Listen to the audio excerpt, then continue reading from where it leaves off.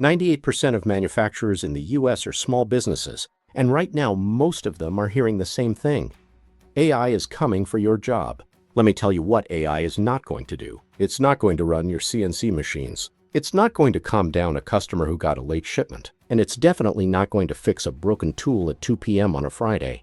But here's what nobody's talking about. The average manufacturing owner spends 30 to 40% of their week on information work, not building, not selling, not leading, just managing information. You're spending Tuesday morning retyping a quote that's buried in an email thread. You're spending Wednesday afternoon figuring out who is supposed to call back that customer. You're spending Friday trying to remember what you promised the supplier last week. That's not your job. That's busy work wearing a disguise. An AI chief of staff handles the information layer, the emails, the calendar, the follow-ups, the "did anyone call that customer back?" so you can focus on the things that actually require you. We're not replacing the shop owner. We're giving the shop owner back the 15 hours a week they're losing to tasks a machine should be doing.